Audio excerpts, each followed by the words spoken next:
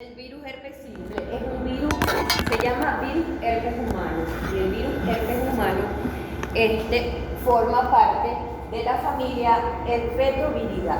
Dentro de esa familia Herpetoviridae hay varios tipos de virus, ¿verdad? Está el virus del herpes simple, tipo 1 y tipo 2, que son los más frecuentes, ¿verdad? El virus de varicela zoster tipo 3, el Epstein-Barr tipo 4, el citomegalovirus tipo 5 y el herpes virus humano 6, 7 y 8, que son los más recientemente descubiertos y generalmente están muy relacionados con lesiones, más que todo en piel, y el 8, que sí está muy relacionado con el desarrollo de enfermedades malignas, sobre todo por contacto sexual en los pacientes con HIV. ¿Okay? De todos esos virus, nosotros solamente vamos a estudiar lo que nos interesa a nosotros, que es lo que da manifestaciones a nivel de la cavidad oral. Entonces tenemos que, yo me voy a sentar y ahí vamos viendo, ¿verdad? Entonces tenemos que todos estos virus, todos los 8 tipos de virus, el reservorio natural es el cuerpo humano. Es decir, el virus debe entrar al cuerpo humano para él sobrevivir. Entonces, él tiene su reservorio en nuestro cuerpo, los 8 tipos, todos ellos. Ya a la mayoría de nosotros nos dio varicela, que es la lechina. A algunos no les habrá dado, pero bueno, ese virus lo tenemos en nuestro cuerpo y queda latente en nuestro cuerpo. Y en algún momento, si tenemos algún desequilibrio, eso se puede manifestar en otra infección, que es el herpes zoster. Pero nosotros no vamos a estudiar eso, pero debemos conocerlo. Entonces, todas esas infecciones por la familia Herpetoviridae se manifiestan de la misma manera, es decir, quedan reservados en nuestro cuerpo y en el primer contacto hay una infección inicial o primaria. Luego que esa infección inicial pasa, queda en nuestro cuerpo reservado el virus y por algún desequilibrio, algún estimulante, se da una infección recurrente secundaria. ¿Okay? Eso sucede con cualquiera de ellos. Entonces ya sabemos que cualquiera de la familia del herpes virus humano que entre en nuestro cuerpo va a quedar allí como reservorio en nuestro cuerpo y luego por algún estímulo nos da la infección secundaria. Y les pongo el ejemplo de la varicela porque es la que generalmente da mucho en los niños, o nos va desde los niños, y luego cuando somos adultos, por cualquier inmunosupresión o cualquier proceso, aparece un herpes zóster, porque nos quedó el virus de la varicela zóster ya acumulado en la sangre. Entonces se activa y se manifiesta en el tipo herpes zóster, que es el que da unilateral, que puede aparecer en cualquier parte del cuerpo, pues generalmente en un solo lado, con las mismas manifestaciones que nosotros vamos a ver ahora. Pero bueno, ese no es lo que vamos a ver hoy, pero se manifiestan de la misma manera. Entonces tenemos que cualquiera de esos virus se transmite, o la vía de transmisión es a través de la secreción, bien sea salival o de la secreción genital, es decir, que hay unos que se adquieren simplemente por el contacto a través de las lesiones activas o de la saliva contaminada, o donde haya áreas con saliva, es decir, un vaso, un cepillo de dientes, un cubierto, ¿verdad?, que se comparta y la persona tenga lesiones activas en su boca, por ahí es la vía de contagio. O hay unos que tienen afinidad más en las secreciones genitales y se transmiten como una enfermedad de transmisión sexual a través del contacto sexual. ¿Ok? De los virus herpes humanos, los dos que más nos interesan a nosotros por ahorita va a ser el tipo 1 y el tipo 2. ¿Ok? Ambos son estructuralmente diferentes, es decir, su estructura molecular es diferente, pero son antigénicamente similares. ¿Qué significa eso? Que cuando entra el virus al cuerpo, son capaces de generar anticuerpos que nos van a defender en algún momento. Entonces, por ejemplo, si entra el virus tipo 1, yo me pongo en contacto con el tipo 1, tiene su estructura molecular, el organismo lo identifica como algo extraño y crea anticuerpos contra ese virus, ¿verdad? Y cuando yo me vuelvo a poner en contacto con él, ya yo tengo células de memoria que me van a defender para que esa infección esté minimizada o sea solapada, porque esos anticuerpos lo van a contrarrestar, ¿verdad? Si por casualidad yo me infecto inicialmente con el tipo 1 y después me pongo en contacto con el tipo 2, ya vamos a hablar de cada uno de ellos, al decir yo antigénicamente similares, esos anticuerpos que se crearon inicialmente por el virus herpes humano tipo 1, esos anticuerpos son capaces de minimizar el efecto del tipo 2. Por eso es que se dice que son antigénicamente similares, porque se hace como una reacción cruzada. La respuesta ante el uno me puede defender en un segundo momento con una infección con el otro tipo, porque se crean anticuerpos que son capaces de detectarlos o de atacarlos a ambos al mismo tiempo. ¿Me entiendes? Es una reacción cruzada. Por eso es lo que quiero decir, que son antigénicamente similares. El sistema inmune es capaz de defendernos contra los dos por un tipo de anticuerpo específico y minimizar el efecto del secundario. ¿Ok? Eso es lo que quiero decir yo con eso. Entonces, el tipo 1 y el tipo 2, ya vamos a ver qué significan esas imágenes que yo les estoy mostrando ahí. Entonces, el tipo 1 es el virus herpes humano simple, más común de los dos, que se presenta con mayor frecuencia, ¿verdad? Y que su vía de transmisión es a través de la saliva infectada o lesiones periorales activas, es decir, que la persona tenga lesiones intraorales o lesiones periorales y tenga contacto pues con la persona, con su pareja, se bese, teniendo las lesiones así, ya le va a pegar eso a su pareja, o intercambien el cepillo dental, o intercambien el vaso, ya por ahí es la vía de transmisión.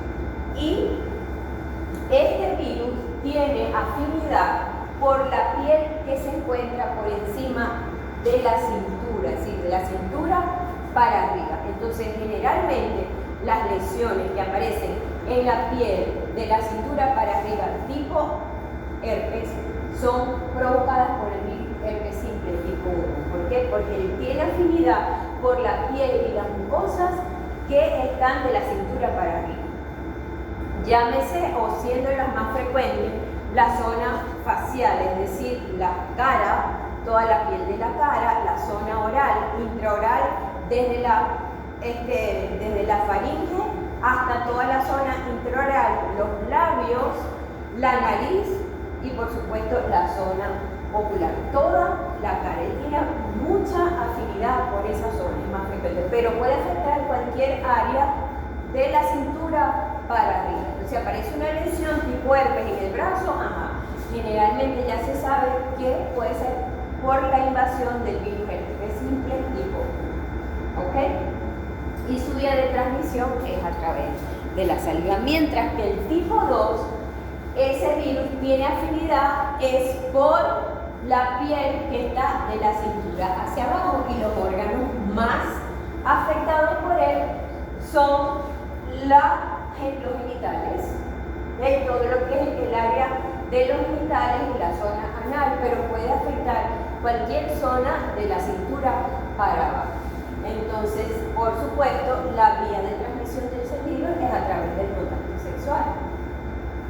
Esto es la norma, esto es lo que más se conoce, ¿verdad? ¿Ya terminaste? Esto es lo que más se conoce, pero puede suceder que tengamos un paciente que tenga lesiones orales, y si se hace el estudio se detecta el virus herpes simple tipo 2 en la pared oral, puede suceder y viceversa, es decir, que se consiga abajo. Y esto, por supuesto, tiene que ver con la práctica sexual diferente a lo normal. Es decir, el sexo oral, si una persona tiene lesiones en los genitales y tiene sexo oral natural con su pareja, la otra pareja va a tener las lesiones tipo 2 en la boca porque se contagió a través del sexo oral. ¿Ok? Entonces esto ha cambiado mucho precisamente por la promiscuidad, los cambios en las prácticas sexuales y eso varía. Entonces, para saber qué tipo es, hay que hacer las pruebas serológicas y del ADN del virus para saber qué tipo de virus es, si es del tipo 1 o tipo 2. Obviamente la clínica ayuda muchísimo, en la historia clínica se le interroga al paciente, si el paciente de verdad dice la verdad y dice que en los genitales también le salió eso, o que su pareja en los genitales tenía eso y tuvieron sexo oral, por ahí ya uno va sacando la situación, ¿no? Pero de todas maneras, los dos se comportan de la misma manera, se van a manifestar de la misma manera. Si es del tipo 1 de la cintura para arriba, si es del tipo 2 tiene afinidad el de la piel, de la cintura para abajo, principalmente en los genitales. ¿Okay? De los dos, vamos a estudiar el tipo 1, que es el que nos da manifestaciones en la cavidad oral. Entonces, el virus herpes simple tipo 1 tiene dos patrones de presentación.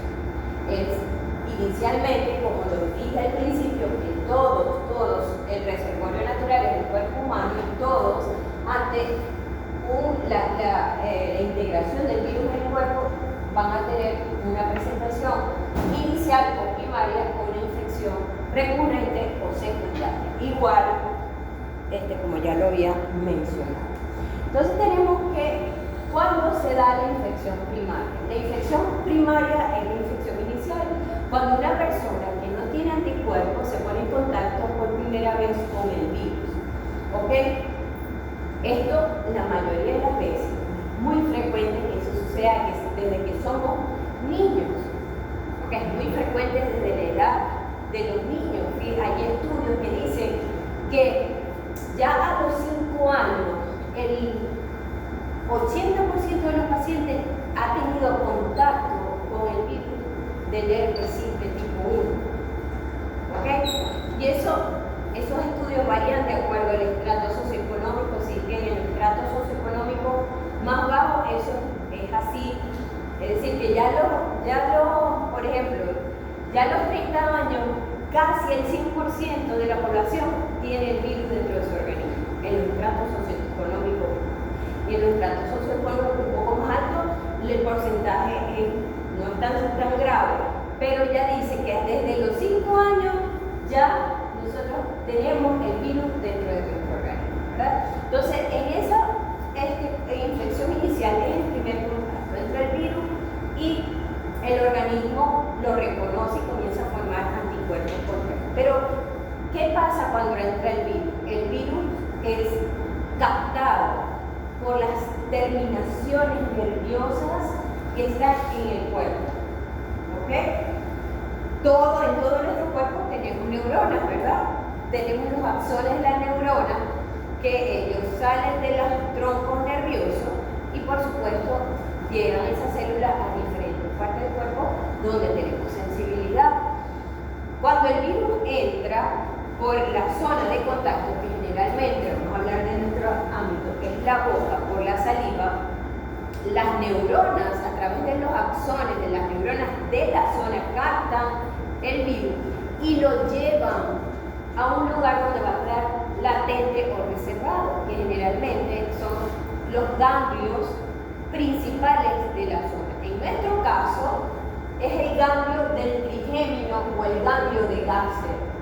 Entonces, este es el reservorio principal del virus herpes simple tipo 1 en cabeza y cuello. Es el principal. Pero el ganglio de Gásser o ganglio del trigémino. Pero aquí hay otro ganglio, el ganglio del nervio vago, el ganglio cerebral. Hay en cualquier zona y en todas partes de nuestro cuerpo hay cadenas ganglionares principales y allí va a ser el reservorio del virus. ¿Y quién lo lleva para allá? Los axones, o sea, a través de los axones es la vía del viaje del virus. Cuando el virus, para que vuelva a salir, él va a volver a viajar y de vuelta a través de los axones, ¿verdad? Pero él va a quedar latente en esa zona y necesita reactivarse para dar la infección celular. ¿Se entiende hasta acá? Entra por primera vez, es captado por las neuronas y queda latente en el ganglio autónomo de la zona. El principal para nosotros, el ganglio del base o el ganglio del trigémino, ¿ok? Que es el que va a inervar toda la zona de la cavidad oral, ¿ok? A través de sus terminaciones nerviosas. Y ahí queda entonces el virus latente. Tenemos que el periodo de incubación, desde que entramos en contacto con él hasta que aparezca el virus activo o de la presentación de la infección, es de 3 a 9 días desde que entramos en contacto con el virus. Ese es el periodo de incubación del virus herpes simplex 1. Y la manifestación de la infección primaria puede ser de dos tipos. Puede ser sintomática, es decir, que sí me dé manifestación clínica, que me infecté con el virus y que ya yo sé, cuando sea más grande, que ya yo me infecté con el virus del herpes, o asintomática, que fíjense el porcentaje de los casos, o sea que la mayoría de las veces aquí nos damos cuenta que tuvimos contacto con el virus porque no hay manifestación evidente. Entonces, esto es lo complicado y esto es, ¿verdad? Lo importante que la mayoría de las personas no nos damos cuenta de que nos infectamos o tuvimos en contacto inicial con el virus herpes simplex. Pero sí hay manifestaciones sintomáticas. Tenemos que, fíjense, de la sintomática entre el 12, ¿verdad?, por ciento aproximadamente. Eso va variando de acuerdo a los estudios que se van haciendo. El número realmente no es tan importante como tal de que sea 12, que sea 15, pero es más o menos entre el 20% que le falta para llegar al 100%, ¿verdad?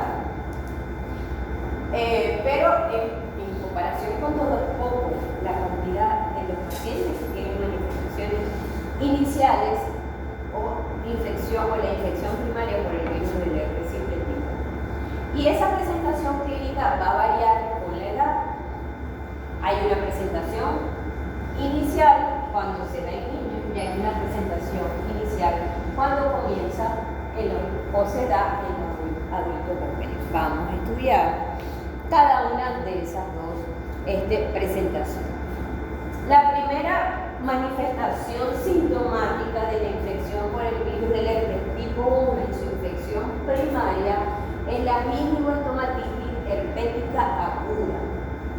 Fíjense el nombre: gingivoencía estomatitis, mucosa de la cavidad oral, herpética aguda. O sea, es un proceso que es abrupto, que duele, ¿verdad? Es de las dos que vamos a ver, es la más común. Generalmente afecta, fíjense, los niños entre los 6 meses y los 5 años. Antes de los 6 meses se supone que no, porque tenemos la protección de la leche materna, se supone, ¿verdad? Por eso dice, cuando ya dejan de amamantar la mamá, entonces el bebé comienza a enfermarse con todos los virus que existen en el medio ambiente, ¿verdad? Entonces, entre los 6 y los 5 años, siendo las edades más prevalentes, esta infección entre los 2 y 3 años, ¿verdad? La sintomatología, como les dije, es de inicio abrupto, por eso se llama agudo, donde vamos a ver aumento de la cadena ganglionar, ¿okay? El paciente va a tener escalofrío, va a tener fiebre, va a tener náuseas, va a tener anorexia, va a tener irritabilidad, todo el tiempo va a estar llorando. ¿Por qué? Porque le duele que la boca, le duele toda la boca porque van a haber muchas lesiones intraorales, inclusive extraorales, ¿verdad? Pero eso duele muchísimo.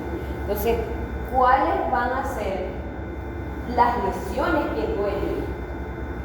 Las lesiones que aparecen intraoralmente en esos niños son vesículas y es la manifestación del herpes. Múltiples vesículas en diferentes zonas de la cavidad oral.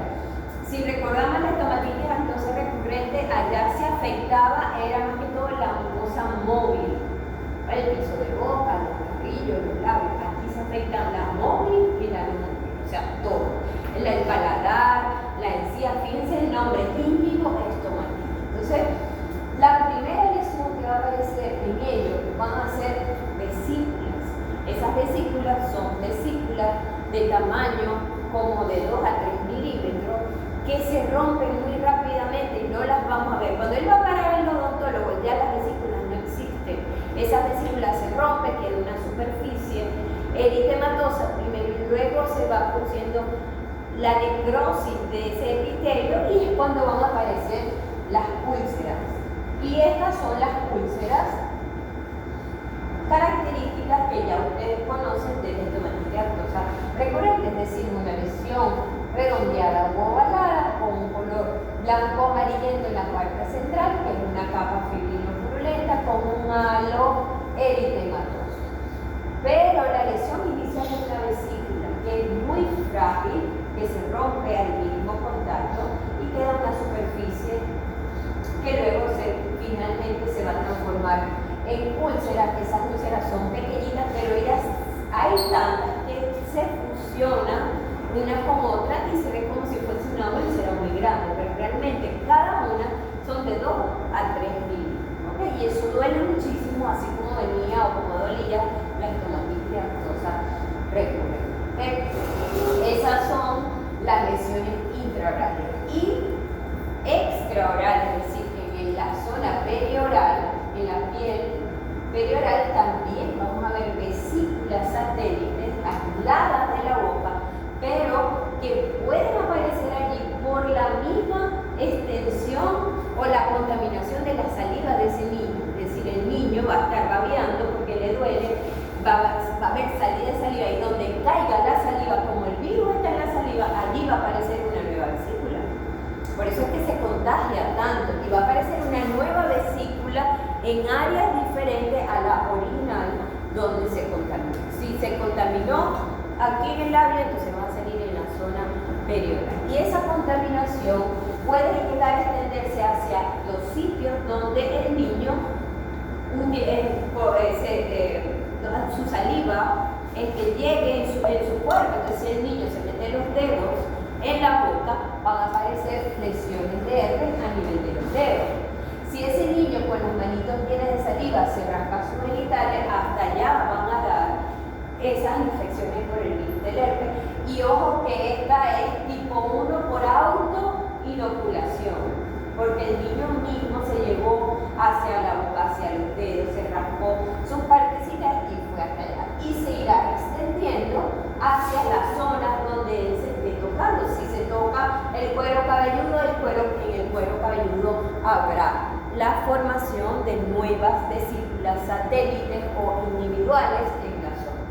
¿Okay? O sea que por autoinoculación la infección se va a extender hacia otros sitios.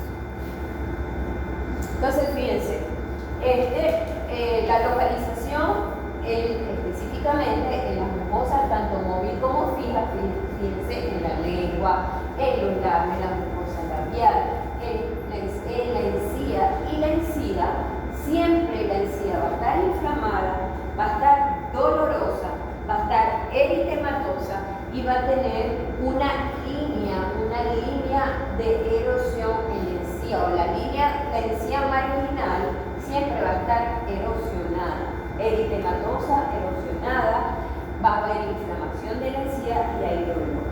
O sea, el dolor en la encía más en cada una de las lesiones. Fíjense cómo está aquí la encía aumentada de tamaño, fíjense todas las pulseritas que ese niño tiene en ese momento. ¿Okay? El número de esas lesiones varía, en unas podrán ser poquitas, en otras podrán ser muchas. ¿Se acuerdan de la estomatitis aftosa herpetiforme?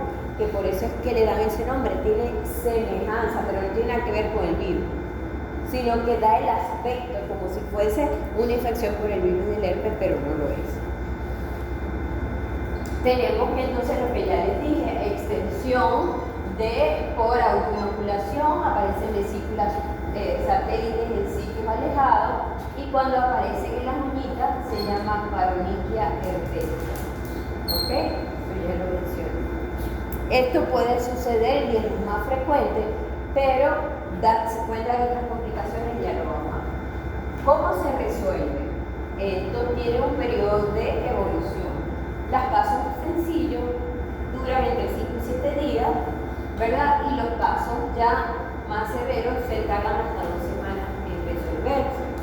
Por supuesto hay tratamiento, ya lo vamos a ver, pero es como que el periodo de evolución de esas lesiones. ¿Okay? Y hay, por supuesto, complicaciones mucho más severas que las que vimos, es decir, que se puede extender hacia la mucosa del esófago, producirse una conjuntivitis herpética, se puede ir al esófago y producirse una esofagitis por el virus del herpes, se puede ir, ¿verdad?, a los pulmones y producirse una neumonitis producida por el virus del herpes, se puede producir en el cerebro y producirse una encefalitis, o se puede ir a las meninges y producirse una meningitis.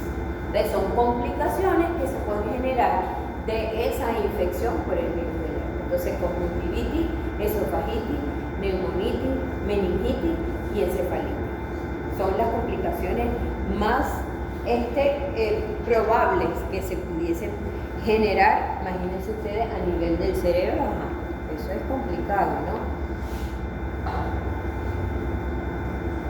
Esa es la gingivaostomatitis herpética aguda. Ahora vamos con la otra presentación de acuerdo a la edad, que también es una infección primaria, pero que se presenta a partir de los adultos jóvenes, es decir, ya no en los niños, es decir, que esas personas de niños nunca estuvieron en contacto con el virus, pero estuvieron en contacto con el virus en la edad de adultos jóvenes.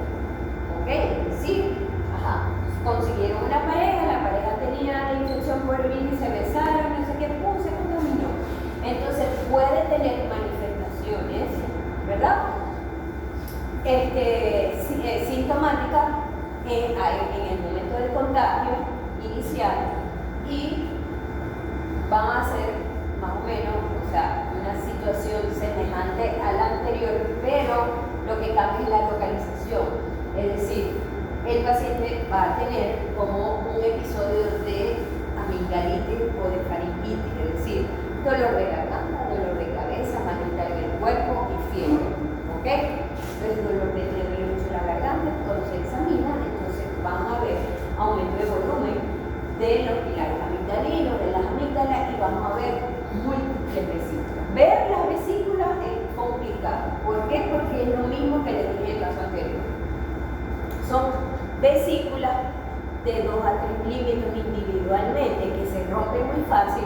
Cuando se rompen, dejan una superficie eritematosa y luego comienza a darse la necrosis de la zona, y es cuando aparecen las úlceras. Que las úlceras son lesiones, ya sabemos, redondeadas con una capa fibrino-purulenta de color blanco amarillento, bordeada por un halo eritematoso, y que aparentan ser lesiones muy grandes, pero realmente es por la unión de varias úlceras al mismo tiempo, pero que afectan principalmente lo que es, ¿verdad?, es las amígdalas y la faringe posterior. Aquí todo lo que está delante del anillo de Waldeyer, que es toda la parte linfática, que es donde nos separa la cavidad oral de la faringe, es decir, las amígdalas linguales, las amígdalas palatinas, todo eso es tejido linfoide que nos defiende, ¿verdad? Pero en estos pacientes, en la boca, es decir, en la mucosa oral, intraoral, como los labios, los carrillos, la lengua, el paladar duro, ¿verdad?, el piso de boca, no hay lesiones, solamente es a nivel de las amígdalas, o sea, las amígdalas y la faringe posterior. Por supuesto, va a estar aumentada el volumen, duele muchísimo la garganta. Lo mismo que le pasó al niñito, pero más grande y a nivel de la garganta solamente. ¿Ok? Con el malestar general, dolor de cabeza, dolor de garganta. Lo mismito, lo que es que va a cambiar es la localización y la edad del paciente. Ya, se infectaron o los niños o los adultos, tuvieron su infección sintomática inicial, pasó el proceso. ¿Cómo evoluciona el proceso? Igual, si es leve, de 5 a 7 días, si es severo, hasta 2 semanas. ¿Okay? Igual la faringitis. igual que un proceso viral, ¿verdad? Se produjo ya la sanación o la evolución de esas lesiones, queda el virus latente en los cambios. Entonces, ese virus está latente y cualquier factor, que ya vamos a ver cuál es, puede desencadenar que él se active y vuelva a viajar del ganglio a través de los axones de la neurona hacia el sitio por donde entró la primera vez. Y allí se va a producir una infección recurrente, es decir, la segunda infección. Ya no va a ser como la primera, es decir, que toda la boca tan abrupta, no, va a ser algo más sutil, menos severo, que igual va a doler, pero no es tan importante como la parte aguda de la infección inicial. ¿Okay? ¿Cuáles son esos factores desencadenantes para que ese virus se reactive? La edad. Mientras más viejitos somos más susceptibles. Irritabilidad, tanto física como mental, es decir, el estrés físico, el estrés mental. Cambios hormonales como el embarazo, como la menstruación, las personas con alergia. Los cambios de temperatura, es decir, los rayos ultravioletas. Los cambios bruscos de temperatura, es decir, mucho frío, mucho calor. Traumas, cualquier trauma en la zona o simplemente con ir al odontólogo y abrir la boca y que la boca se exponga a la resequedad por el procedimiento tan largo que estás haciendo. Ya hay personas que simplemente con abrir la boca al otro día amanecen con el herpes en la boca, en el labio. ¿Ok? ¿Por qué? Porque es un factor desencadenante.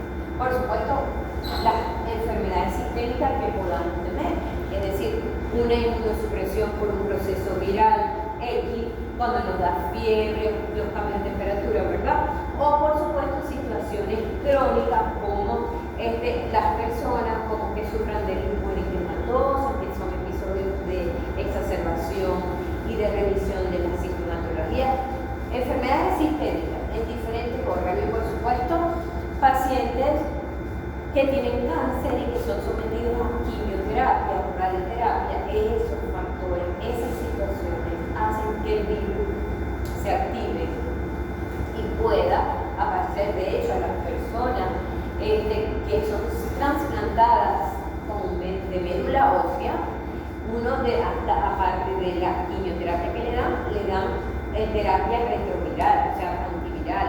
Le dan para el herpes, le dan para el VPH, le dan para el HIV, o sea, le dan muchos medicamentos porque no tiene defensas, entonces necesita activar el sistema inmune.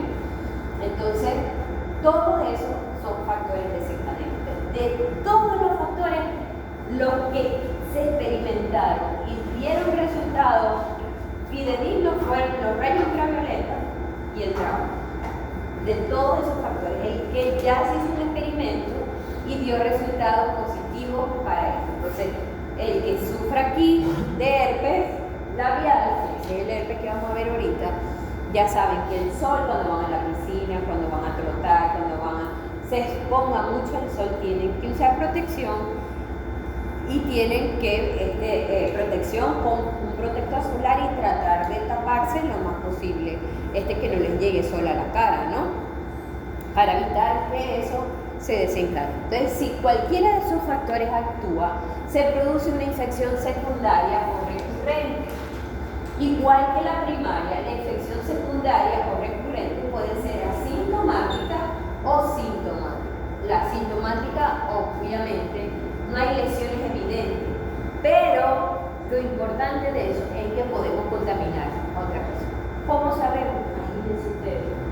Si no sabemos, ¿cómo podemos evitar eso? Es decir, que el virus tiene la capacidad de viajar a la saliva y ser capaz de contagiar y no dar ningún tipo de manifestación. ¿Cómo controlamos eso? Entonces, las personas, por supuesto, que saben que sufren de herpes labial deberían estar conscientes, si yo sufro de herpes labial, ahorita estoy en situación de estrés, ahorita me fui para la piscina, para la playa, me dio fiebre, tengo la menstruación, no sé, todas esas cambios, estuve mucho tiempo en el frío, entonces ya saben que quizás el virus se pueda reactivar, entonces tiene que evitar prestar el vaso, compartir el mismo vaso con otra persona, lo cubierto, tratar de, si tienen pareja, de no besarse ni compartir fluidos. ¿Por qué? Porque puede estar activo el virus. ¿Okay? Entonces, pero eso es muy complicado, eso es muy difícil de controlar. Entonces, bueno, y por supuesto está la parte recurrente que sí es sintomática, donde se hay manifestaciones clínicas y que son muy particulares y características, ¿verdad? Muy conocidas por todos. Entonces, la localización más frecuente de la infección secundaria o recurrente el virus herpesícola tipo 1 es a nivel del borde menor del labio y la piel perioral, ¿verdad? Y se llama herpes labial recurrente. Tenemos que estar localizado, como les dije, en lo que es el borde menor del labio y la piel perioral. ¿Cuáles son los signos y síntomas prodrómicos? Es decir, lo que antecede a la lesión o al signo. De 6 a 24 horas antes de que aparezca, puede presentar todo esto, o puede presentar dolor, puede presentar prurito, pesadez, ardor, calor, hormigueo en la zona, ¿ok? Y no sabe, cónchale, pero ¿por qué me pica? ¿Pero por qué me tengo calor? ¿Pero por qué tengo pesado el labio? ¿Qué pasa? Entonces eso antecede a la lesión y luego va a aparecer una mácula eritematosa. La zona se pone roja, más nada, simplemente se pone roja. Luego comienza a aparecer el signo característico del herpes labial. Primero, esas manchas rojas se transforman en una pápula, es decir, una lesión sobrelevada, eritematosa, y luego se llena de líquido y aparece la vesícula, que es lo característico, que es la cavidad de contenido líquido. Esa vesícula generalmente tiende a romperse al segundo o tercer día aproximadamente. Eso varía, si la persona no se la toca, puede durar, o la podemos ver inclusive el ir al odontólogo y tener todavía la vesícula. Si no se la toca, eso puede durar de 2 a 3 días. Pero luego eso se rompe por sí solo y se deseca y se forma una costra. Entonces esa es la evolución del herpes labial. Comienza con signos y síntomas prodrómicos, cualquiera de los que mencioné: mácula eritematosa, pápula eritematosa, vesícula y costra. Eso es la evolución del herpes labial recurrente. Pregunta de examen. ¿Ok? Pregunta de examen. Así que bueno, ya saben por todas las etapas que va a pasar y finalmente nos queda una costrica en la zona que es amarillita, ¿ok? Porque se reseca ese líquido del lápiz. El tamaño de ello varía, puede ser múltiples, ¿verdad? Vesículas que confluyen y crean una sola lesión grande, pero no tiene un tamaño, pues fíjense, ahí hay como más de 10 vesículas muy unidas, una al ladito de la otra. Aquí hay 1, 2, 3, 4, 5, 6, 7, 8, 9, 10, 11, 12. Entonces son muchas que se rompen, cual lesen, se unen y forman como una sola lesión. Fíjense, ¿verdad? Fíjense esta. Esto duele muchísimo. No porque a mí me salga, sino porque conozco amigas que me salen así, cuando estaban con el estrés de los exámenes. Se le ponían por eso. Los síntomas más severos son las primeras 8 horas y en las primeras 48 horas desde que comienzan los signos y síntomas prodrómicos es cuando el virus tiene mayor actividad de virulencia, o sea, tiene la capacidad de contagiar más en las primeras 48 horas. Por supuesto, si se rompe la vesícula donde caiga el líquido, ahí se va a diseminar la infección y va a aparecer una vesícula satélite o una lesión que por diseminación. Si Si empezó por aquí, fíjense, ya va por aquí. ¿Ok? Entonces hay que tener mucho cuidado cuando están las lesiones, no se toque, no se esté rascando, porque se lo va a llevar hacia la zona donde se va a tocar. Si se toca con las uñas, se le va a meter en las uñas, y si se puso en la cara, ya ustedes saben lo que le tienen que decir a los pacientes, que les va a llegar, lo van a ver y les va a llegar, y ustedes no lo pueden atender.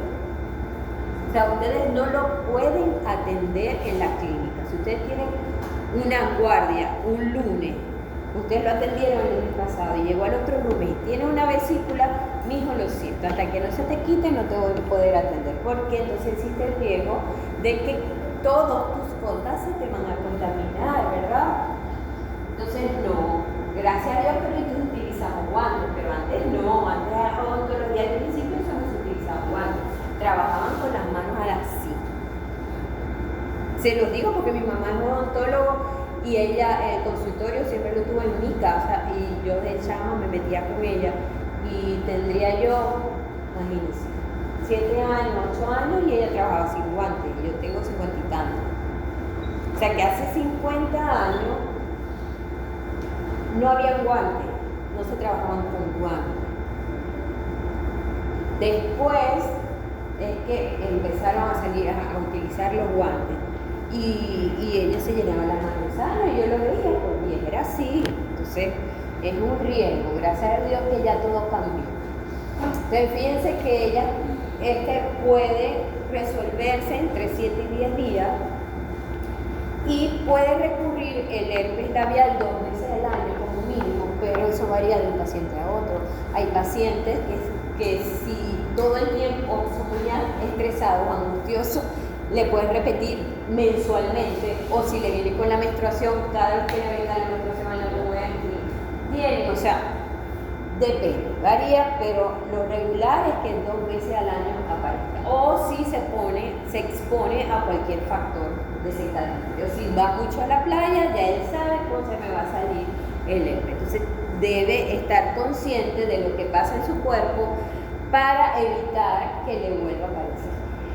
Se puede evitar con el tratamiento, con los antivirales, se puede evitar porque hay signos y síntomas prodrómicos. Ya cuando se comience a sentir eso, yo agarro el aciclovir y ¡pum!, me lo coloco y bajo la carga viral, ¿okay? Bajo la carga viral. Entonces, a veces se evita que salga, y a veces simplemente sale una vesícula y ya no vuelven a salir más. Entonces, por eso hay que estar bien pendiente, ¿okay? Por supuesto, no solamente hay recurrencia en el labio, también hay recurrencia, es decir, producirse una infección secundaria intraoral. Y cuando es intraoral es menos severa, es decir, la situación es menos severa, las úlceras son más pequeñitas y generalmente afectan la mucosa fija, es decir, el paladar o la encía. Igual, son múltiples úlceras pequeñitas de 2 a 3 milímetros que se rompen, dejan una superficie eritematosa, y luego se va produciendo la necrosis y aparecen las úlceras que se fusionan y se ven como úlceras más grandes, pero individualmente son muy pequeñas. Aquí vemos que también se pueden extender hacia la mucosa, pero generalmente es la mucosa fija, es decir, en la encía o en el paladar, y son menos severas que las anteriores. No duelen tanto, no son tan llamativas, son más superficiales y se resuelven, bueno, igual entre 7 y 10 días. También tenemos la infección por el virus del herpes simple tipo 1, diferente a la cavidad oral, es decir, que se infecte es en otra zona o por otra zona. Si es por los deditos, se llama paronychia herpética, que comience la infección por las manitos, se llama paronychia herpética. Y saben que a veces los papás son los vectores de la infección, porque en estas situaciones, ¿verdad? Que les voy a mencionar aquí, generalmente la piel o la mucosa tiene una lesión epitelial previa, alguna cortadita, un pellejito en las uñitas o algo, o en la piel, está lacerada, como dice aquí, por ejemplo, en este caso, el papá venga y le bese el dedito porque le duele y tiene el herpes en la boca, ¡pum! Se contamina por aquí porque el papá vino y le dio un besito y tenía las pulseras en la boca o tenía el herpes labial. Entonces puede entrar directamente por ahí. Este herpes gladiatorio es muy frecuente en los que practican el boxeo, que son luchadores que están contacto cuerpo a cuerpo con otra persona luchando, y generalmente en esos pacientes por esas pues, prácticas tienen laceraciones, cortadas, golpes, escoriación en la piel, alguna lesión previa, y si la persona tiene el herpes, ¿verdad? Y si chocan, no sé, tiene el herpes labial y le mete la boca en la espalda a este que tiene una lesión y por ahí entra. ¿Okay? Por ahí se contamina. Entonces son como que presentaciones poco comunes, pero que se pueden dar, o sea, como infección inicial. Y por supuesto, en la zona oftálmica, ¿verdad? Dentro, la conjuntivitis de la piel, alrededor de los ojos con las mismas vesículas y todo eso. ¿Okay? Otra presentación que puede suceder en los hombres, que se llama el herpes barbae, en la zona donde ellos se afeitan. Entonces, que se afeitan todos los días, hay personas más sensibles que otras, y que simplemente afeitarse se irrita la piel, se lacera, y por ahí es la vía de entrada del virus. Se produce el herpes barbae. ¿Okay? Y personas, por ejemplo, también que tengan enfermedades o que sufran de la piel, como por ejemplo el pénfigo, pero hay muchas, las personas que sufren de psoriasis, enfermedades, eczemas de la piel o alérgicas. Por ejemplo, el pénfigo es una enfermedad autoinmunitaria donde se pierde el epitelio. Las células del epitelio son muy sensibles y se forman vesículas en esos pacientes. Entonces, son muy susceptibles a que se infecten con el virus del herpes y se produzca el eczema herpético, que a ese eczema herpético la persona va a tener esta manifestación tan severa en todo su cuerpo, ¿verdad? Y se le llama erupción variceliforme de Kaposi. Kaposi es el nombre de una lesión maligna, el sarcoma de Kaposi, producido por el virus del herpes. El virus herpes humano tipo 8, el que les dije. Él está implicado en la aparición de ese tumor y que es muy frecuente en los pacientes con H. Entonces dan ese aspecto porque es muy violácea, la piel se torna muy violácea y es por infección por él. Es como una complicación o infección de herpes en un paciente que está previamente alterado con otra cosa a nivel de la piel, entonces lo hace más sensible o más susceptible. Esas son situaciones, por ejemplo, el herpes labial o el herpes intraoral en un paciente normal, es decir, que su sistema inmune es normal. Bueno, ya antes de hablar de eso, también se puede dar en niños recién nacidos, o sea, ser un herpes congénito, y esto es porque la mamá tiene lesiones en los genitales y hubo una transmisión vertical por el canal de parto, el líquido amniótico, la placenta, y el niño pasa por el canal y el niño, por supuesto, queda contaminado su cuerpecito y va a tener manifestaciones, puede tener en los ojos, en la piel, en la boca, o sea, inclusive se habla que el herpes congénito es bastante complicado para la vida de los bebés. Hasta el 50% de los niños pueden llegar a morir si no es controlado. ¿Okay? Entonces hay que tener mucho cuidado con eso. Y fíjense, una infección herpética recurrente en un paciente inmunocomprometido. La herpes labial o el intraoral que vimos en un paciente normal, donde su sistema inmune es normal, pero cuando hay inmunosupresión, el herpes recurrente puede manifestarse en la piel, puede manifestarse en el labio o puede manifestarse en la mucosa oral.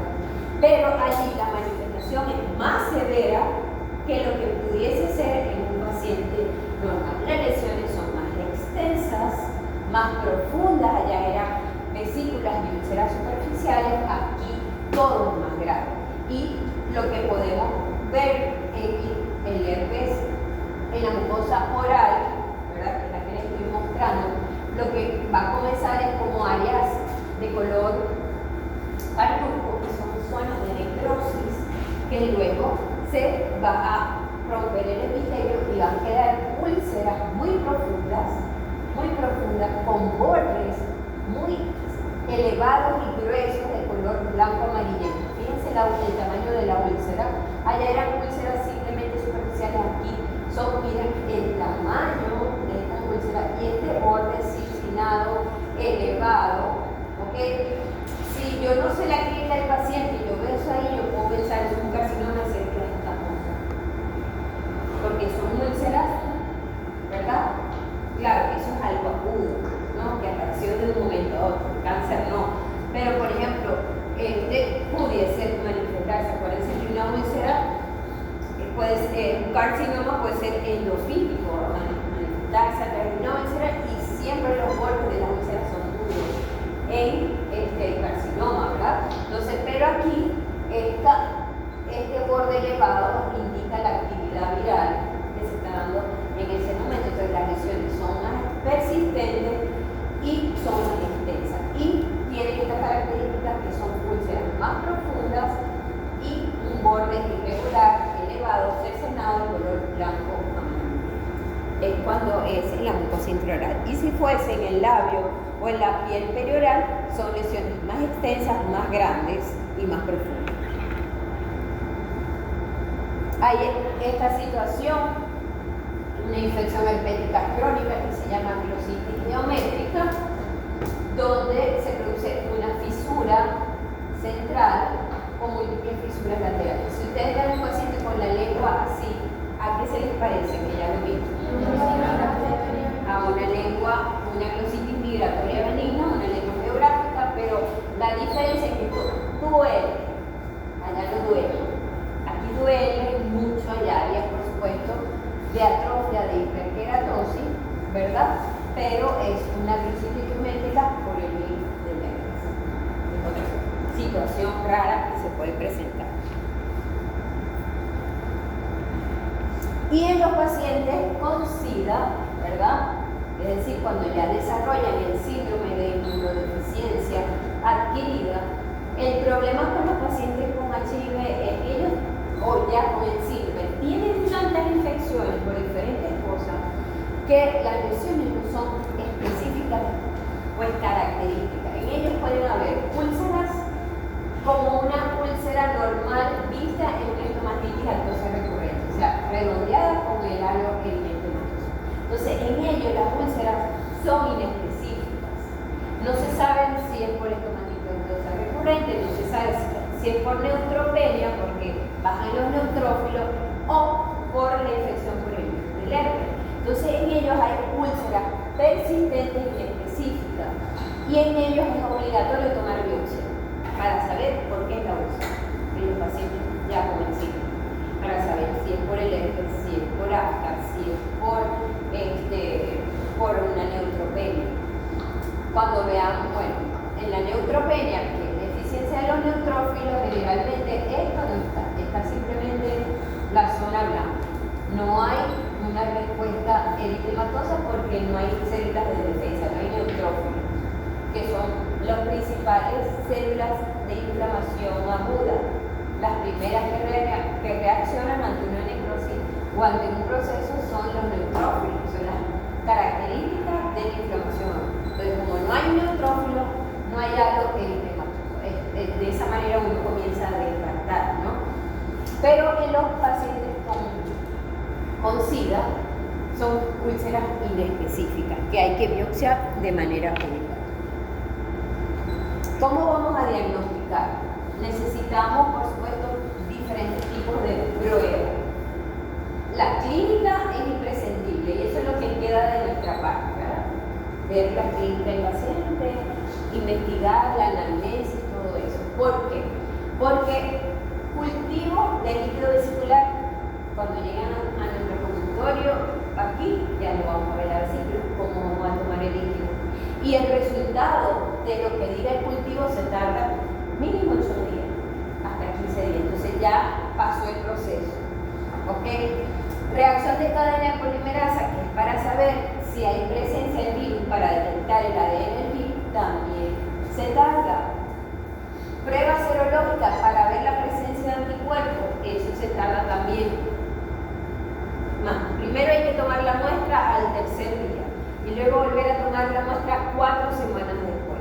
Entonces, para determinar los anticuerpos, o sea, tenemos que esperar 4 semanas a ver si nos dio, si era herpes o no. Eso es más que todo para epidemiología, ¿ok? Para estudios epidemiológicos. Lo más certero es una citología tomada en el momento, es decir, pasar el bajalengua sobre la lesión y poner o extender la secreción del portaobjeto, fijarlo y llevarlo a anatomía patológica o tomar una biopsia. Pero igual eso se tarda, no hay que ya y a las 2 horas te van a decir ahí está el virus, no, eso hay que colorearlo, fijarlo, colorearlo y mientras lo ve el patólogo mínimo 8 días. Entonces, tenemos que resolver. Entonces la clínica nos ayuda muchísimo, por eso hay que identificar las lesiones clínicamente. Y por supuesto, una vez que más o menos sepamos que la evolución de la enfermedad por las características clínicas, manejamos el tratamiento que son con los antivirales, ¿verdad? El más conocido, el aciclovir, aciclor, que es dentro de la misma familia y que viene en diferentes presentaciones. En comprimidos, en ampollas, en crema dérmica, en suspensión, ¿ok? Y fíjense que los miligramos que se pueden utilizar dependiendo de la edad del paciente y la cantidad de veces al día que hay que tomar. O sea, si comenzamos a sumar, sumen los miligramos, generalmente son como 2 gramos al inicio, 2 gramos al iniciar, ¿no? Y luego se va manteniendo por 5 días, a veces menos miligramos y se extiende por 10 días, depende del medicamento. La dérmica, por supuesto, cuando sentimos en el herpes labial las sensaciones de pesadez, nos las colocamos y eso lo que va es a bajar la carga viral, ¿okay? Y a veces no aparece o no pasa de la mácula y el virus se retrae, ¿verdad? Porque está actuando el medicamento. Entonces la idea es, el tratamiento tiene que ser inmediato para que haga efecto, porque si lo dejamos avanzar, igual ya, si hay una úlcera, esa úlcera tiene un tiempo de evolución de 7 días como mínimo, ¿verdad? Entre 5 y 7 días. Hay que dejar que evolucione y eso igual va a doler, pero con el tratamiento lo que queremos es minimizar la carga viral, entonces de esa manera impedimos que aparezcan nuevas lesiones, ¿verdad? Satélites o otras vesículas satélites y lo que está no se exacerbe. Lo que está y hay que dejar que evolucione, pero eso no se va a agravar si utilizamos el medicamento desde un principio. Lo importante es diagnosticarlo realmente, ¿ok? Diagnosticarlo realmente. Entonces hay aciclovir, hay valaciclovir, que es el Valtrex, fíjense, 500 miligramos cada 12 horas, de 5 a 10 días, ¿ok? Dependiendo de la severidad. En los casos de las lesiones recurrentes solamente se utiliza de 3 a 5 días. Fíjense que las recurrentes, ya con todo el conocimiento de la enfermedad, de verdad que ha bajado mucho la prevalencia de la presentación del herpes labial, porque ya la gente sabe. Entonces, si ya la gente sabe, tiene su aciclovir, ya lo sé. Los pacientes que ustedes conozcan, o sea, cuando les estén haciendo la historia, ustedes les preguntan, cuando usted va al odontólogo, que se le reseca la boca, usted al otro día o al poco día le salen vesículas en el labio. Entonces ya ustedes por ahí dicen, sí, porque a veces no saben que lo tienen, ¿entienden? Pero entonces ustedes dicen, pero que es una vesícula, yo no sé qué es una vesícula, dice el paciente. Bueno, no, es como una burbujita de agua, como si se quemara el labio, pero le sale agüita. Y le duele el labio antes o tiene pesadez. Entonces ya ustedes, como conocen la enfermedad, ya ustedes le pueden explicar al paciente y orientarse ustedes si el paciente sufre de herpes labial o no. ¿Ok? Entonces por eso es que es tan importante estas clases, porque ya ustedes tienen herramientas para poder hacerle una buena historia del paciente. Ahora que van para tercer año, entonces ya ustedes saben, y de así se cuidan ustedes, igual con el BPH, que lo vamos a ver el jueves entonces. Otro, por ejemplo, el fanciclovir en comprimido, fíjense todos los miligramos dependiendo de la edad del paciente y de la gravedad de la situación.